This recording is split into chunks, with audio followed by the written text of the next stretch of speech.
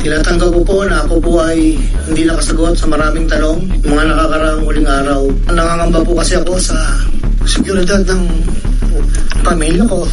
Subalit itong mga nakangaraw, ako po ay nakapag-isip-isip na tumulong na lamang po sa investigasyon na to para po sa bayan. At ako po ay humingi ng tawad sa mga tao na to, pero kailangan ko po sabihin yung katotohanan. Sa akin pong boss, Undersecretary Roberto Bernardo po, si Yusef Bernardo ang tumulong sa akin para may talaga ako bilang district engineer sa Bulacan Prestigio noong 2019. Sa taong 2022, ang kabuuan ng mga proyektong nairaba ni Yusef Bernardo sa aking DO ay nagkakalaga ng 360 million. Noong 2023, 710 million. 2024, 3.3 billion. Ayon kay Yusef Bernardo, ang gain sources ng 2024 na magkakalaga ng 300 million na para kay Senator Bong Revilla na noon ay kumandidato bilang senador para sa 2025. Ang total po ay 300 million po. Noong taong 2025, 3.55 billion. Ngayon pababaling super sa aking DO. Taong 2022, humiling sila doon sa Royal Villanueva, Collector Multipurpose Building. Sa halagang 1.20 ay 600 million lamang yung napagbigyan ng pondo. Dahil dito, nabigyan sila ng Joel ng proyektong Unprogram Operations ng 2023, kakalagaan sa Salvina na pawang mga pagkultol ng mga proyekto na kung saan kusumahin na 25% ng program may halaga ng 1%. Senator Jimmy Longpos, pagkakatanda ko, nasa 2024 budget hearing kayo sa Senado. Tinanong ko rin yung Senado kung meron pa kang gusto lagyan, meron pa available na 55 CSD. Ito po ay itong project, meron pong 360 million, isang 45, isang 50, dalawang 40 million, na may kabuhang 355. Pangapat po, taong 2021, nakilala ko po si Congressman Saldico. Sa pagitan ng 4 na taon, mula 2022 hanggang 2025, may kumulang 426 na proyekto ang kabuang halaga ay 25 billion, 24 million pesos. Sa taong 2022, 519 million, 2023, 5 billion 790, sa 2023, 12 billion. 2024, nakakalaga po ng total ng 14 billion 190. Noong pong 2025, ay 7 billion 385 na lang po sa left. Wala na po. Magandang umaga po sa inyong lahat. Tinatanggap ko po na ako po ay hindi nakasagot sa maraming tanong mga nakakaraang huling araw upang maproteksyonan ang institusyon na aking minahal sa loob ng 30 taon. Subalit nitong mga nakang araw, ako po ay nakapag-isip-isip na tumulong na lamang po sa investigasyon na to para po sa bayan. Narito po ako sa harapan nyo ngayon upang tumulong ng buong puso abot ang aking makakaya upang makapagbigay linaw sa katanungan sa investigasyon ito. Naintindihan ko po na hindi lang mainit ang isyong aking kinakaharap sa kasalukuyan. Mararamin po ang galit sa aming mga kasama sa DPWH dahil sa mga nabanggit na mga sinasabing katiwalaan sa aming ahensya. Hindi ko na po titingnan to. Ito po galing sa puso ko. Nangangamba po kasi ako sa seguridad ng pamilya ko. Ito pong aking salaysay ay marami pong mga tao na mababanggit at ako po ay humingi ng tawad sa mga tao na to, pero kailangan ko pong sabihin yung katotohanan. Hinihiling ko lang po sa ating buting chairman, sa ating Secretary Justice po, na maproteksyonan po yung pamilya ko. Medyo napakabigat po ng mga babanggitin ko rito. At ito po ay malalaman po natin ngayong umaga. At ako po ay in good faith sa lahat po ng mga senador nandito, sa ating secretary at sa mga nandito po lahat. Simulan ko na po ang aking inandang salaysay, Your Honor.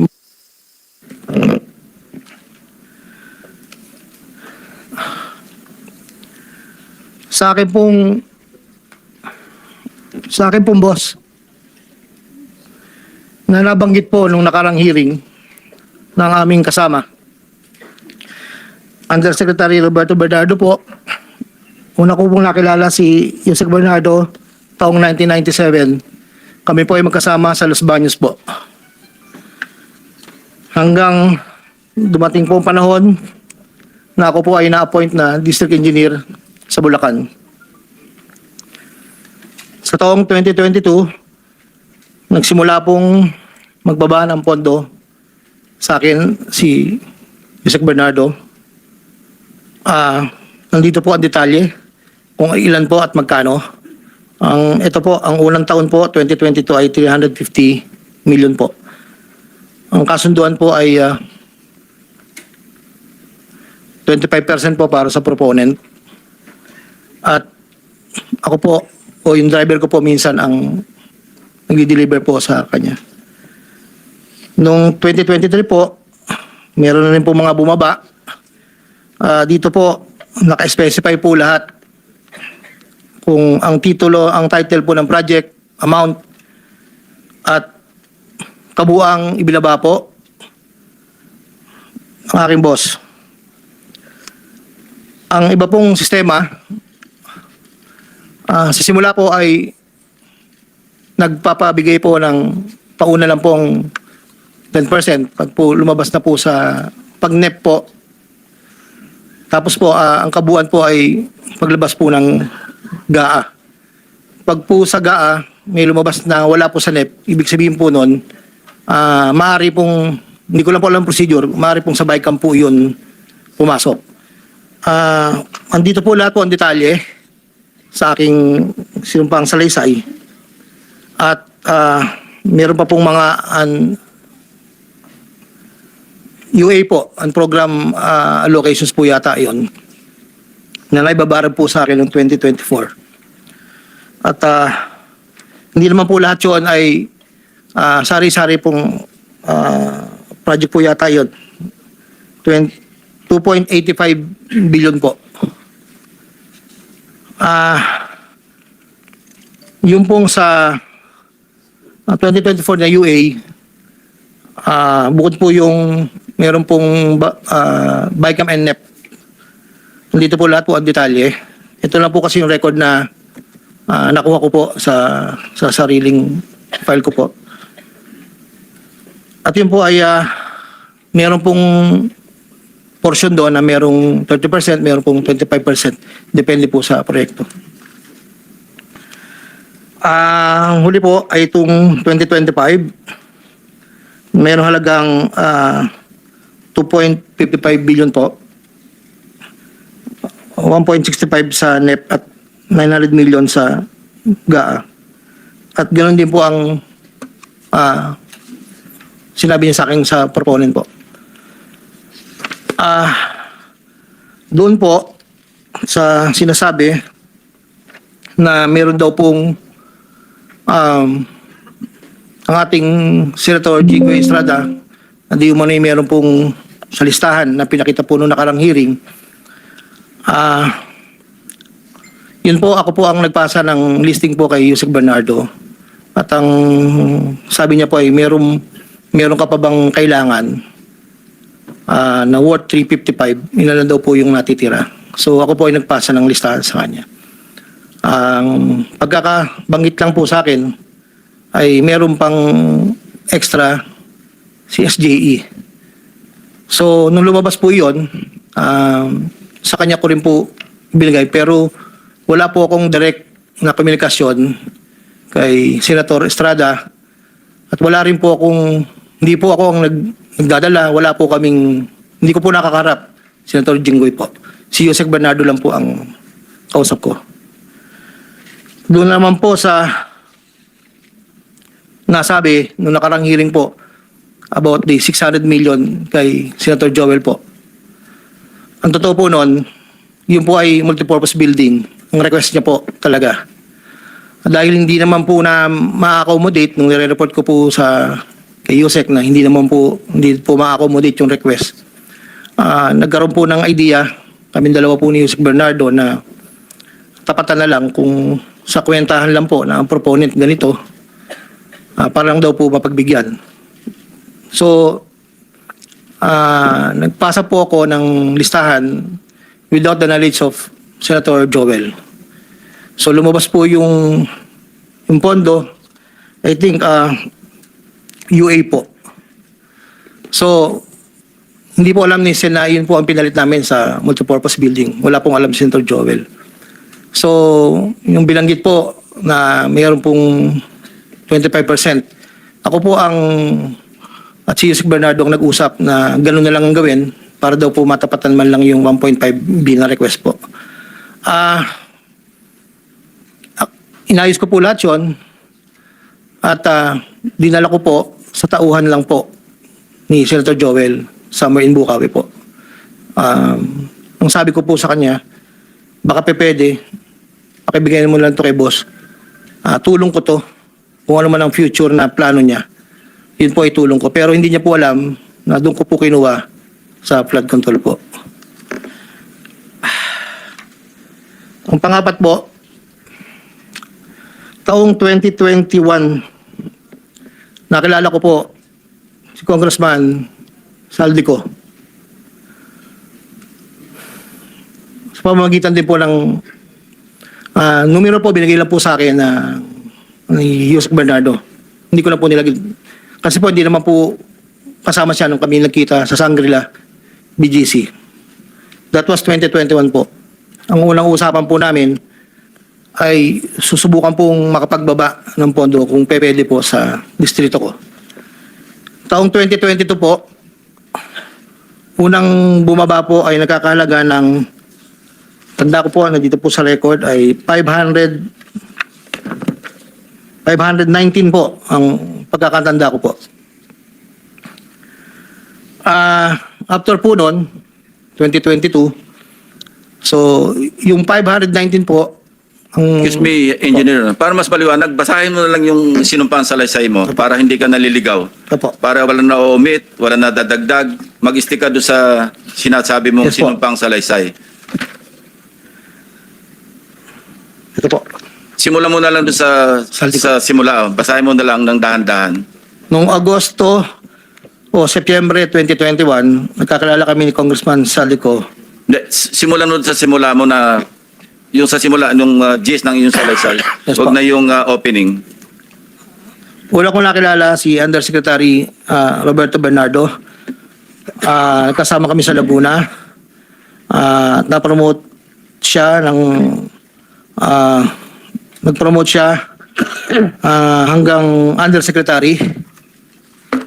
Si Yusek Bernardo ang tumulong sa akin para may talaga ako bilang District Engineer sa Bulacan First DO noong 2019. Panahon ng Secretary ng DPWH, si Secretary Mark Villar. Nung panahon na yun, ang tanda ko po, Undersecretary for Operations sa Visayas, si Yusek Bernardo.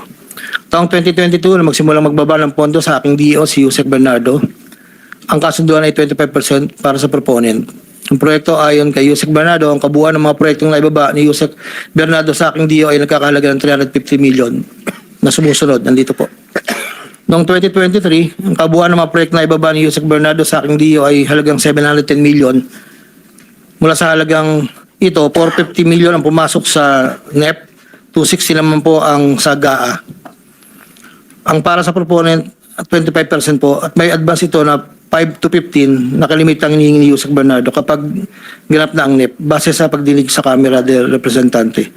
Samantala, ang pondong na BICAM ay may advance payment na 5 to 10. Nakalimitang hinihingi matapos ang deliberasyon ng BICAM at ang balansa ay babayaran pagbuo paglabas ng GAA.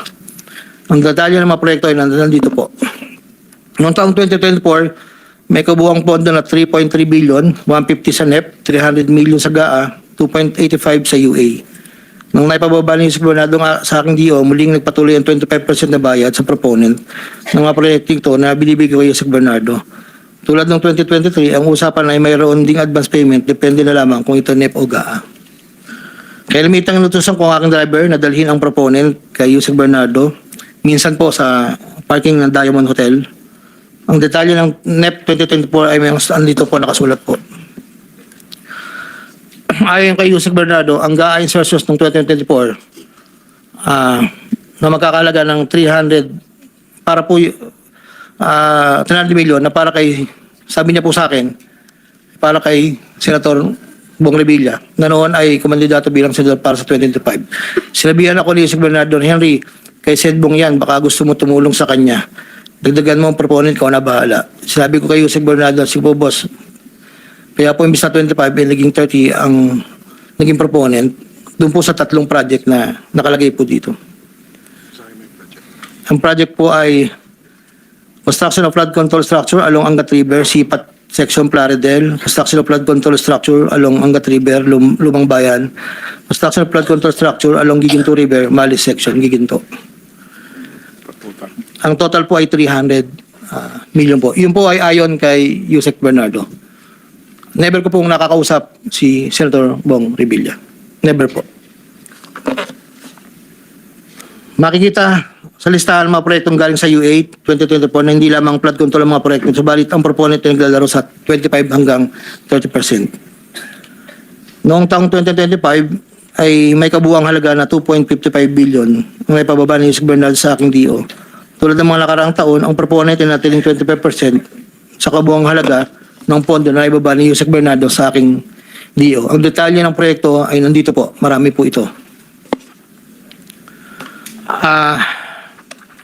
Taong 2022, yun nga po, nabanggit ko kanina, humiling si Senator Joel Villanueva ng proyektong multipurpose building, ikakalaga ng 1.5B. Sa halagang 1.5B ay 600 million lamang ang napagbigyan na pondo para sa multipurpose building. Hindi ito napagbigyan, kaya napilitan kaming gumawa ng paraan ni Yusek Bernardo. Hindi humingi ng partikular na proyekto o porsyento si Senator Joel, pero inutos ni Yusek Bernardo na bigyan na lamang ng proyekto na may katumbas na 150 million na proponent. Dahil dito, nabigyan si Senator Joel ng proyektong Unprogrammed Operations ng 2023 nagkakalaga ng 600 million na pawang mga flood control ng mga proyekto na kung saan susumahin na 25% ng proponent na may halaga na 150 million. Hindi alam ni Senator Joel na flood control ang mga proyektong nailan sa kanya dahil ang aking pagkakalam ay ayaw po ni Senator Joel ang project na flood control. Ang halagang 150 million dila ko sa rest house sa Barangay Igulot, Bukay, Bulacan na iniiwan ko po sa tao niya na ang nagangalan lang pong Peng. Sinabi ko kay Peng na pakibigay na lang kay boss, tulong lamang yan para sa future na plano niya. Hindi po nila alam na doon galing yon sa flood control. Matapos po na hindi na po kami nagkausap. Sa kay Senator Jinggoy naman po, sa pagkakatanda ko, nasa 2024 budget hearing kami sa Senado. Kasama ko si Yusek Bernardo. Sa pagitan ng alas 9 hanggang alas 10 ng gabi, habang kami naghihintay, tinanong ako ni Yusek Bernardo kung meron pa akong gustong lagyan at meron pang available na 355 si SJE. Ayon po kay Yusek Bernardo. Sabi ko po, boss, meron naman. Sagot ni Yusek Bernardo sa akin ay ipasok ko agad sa kanyang listahan ng oras na yon. Agad-agad po akong nagpagawa ng listahan sa staff ko at sa loob ng 10 to 15 minutes, sinaiplasa ko na po ang listahan kay Yusek Bernardo. Ito po ang listahan ng mga proyekto na banggit. Ito po ay puro pumping station po with floodgates. Ito po ay phase 3. Dahil may nauna na pong phase 1, phase 2. Ito po ay 7 project. Meron pong 360 million, isang 45, isang 50, dalawang 40 million na may kabuang 355. Ang proponent po nito ay 25% at binigay ko yung Yusek Bernardo kasama ang may iba pang proponent na mga pondong binibano niya sa akin para sa taong 2025. Wala po ako direktang transaksyon o direktang pakipag-ugnayan kay Senator Jinggoy. Pangapat, Congressman Elsaldi ko. Noong September 2021, nagkakilala kami ni Congressman Saldico sa isang pagtitipon meeting sa Shangri-La, Bonifacio. Doon ay napag-usapan namin ang plano ni Kong Saldi na sumubok na magbaba ng pondo papunta sa aking distrito para sa iba't ibang proyekto. Pagkalipas ng higit kumulang na isang buwan mula sa aming unang pagkikita, ako ay nagpasa kanyang listahan ng mga proyekto na may kaugnayan sa flood control at ang mga proyekto ito ay lumabas sa General Appropriations Act of 2022 na nagkakahalaga ng, andito po, 1, 2, 3, 4, 5, 6. 6 na proyekto po ito. At ang pagkakatanda ko po ito ay 519 million. Ang una po. Sa pagitan ng 4 na taon, mula 2022 hanggang 2025, naging tagapagtaguyod si Kong Saldi ng mga proyekto sa Bulacan First. May higit kumulang 426 na proyekto. Ang kabuang halaga ng proyekto na ito, ayon po sa nalakap kong record, ay hindi bababa sa 35 billion, 24 million pesos. Million or billion? Billion, Your Honor. Nandito po yung summary. Pwede ko pong state, Your Honor. Go ahead. Sa taong 2022, yun po yung una. Bycam lang po ito ayon sa record ko po. 519 million. Sa 2023, 5 billion 790 sa NEP, 3 billion 250 sa Bycam, at 3 billion 890 sa UA. 2024, 5.8 billion sa NEP, sa Bycam 5.084, sa UA 3.306. Sa 2024, nagkakalaga po ng total ng 14 billion 190. Sa 2023, 12 billion. Sa 2022, 519. Noong pong 2025 ay 7 billion 385 na lang po sa NEP. Wala na pong kasunod. Sa bawat proyekto na pinapasok ni Kong Saldi, meron akong binigay na obligasyon sa kanya para sa pondo base sa aming kasunduan noong 2022. Ang kaniyang hinihingi na budget sa bawat proyekto ay 20% lamang po noong 2022. Kung makikita nyo po, Your Honor, isasabay ko na rin po ito, na yung larawan po nandun po sa, kasama po ako, na nakatayo, yung opisina, yun po yung 20% po na 2022 inaayos po namin doon sa litrato po. Subalit nung taong 2023 hanggang 2025, ito tumaas ng porsyento ng 25% po. Ang pag-abot ng porsyento para kay Kong Saldi sa bawat proyekto ay kadalasang hindi isang baksakan. Ito rin ay nakadepende kung paano na ipasok o na-insert. Kapag ang proyekto ay napasok sa NEP, ang unang 10% ay agarang binibigay ko kay Kong Saldi. Habang ang balanse na 15% ay paglabas na po ng GAA within 1 to 2 months. Iniipon ko muna po yan bago po ipadala sa kanya. Kapag ang proyekto naman ay naipasok ng Kong Saldi sa BICAM, ang unang 10% ay binabayad sa kanya matapos lumabas ang GAA at ang balasing 15% ay binibigay makalipas ng 2 buwan mula nang maaprubahan ng GAA. Pero kapag proyekto ay naipasok gamit ang UA, ang 25% ay agarang iniipon ko pati binibigay kay Kong Saldi. Ang pambayad para kay Kong Saldi ay nanggaling sa mga advances mula sa kontratista pero hindi na alam ng mga kontratista kung para kanino ang advance na yon.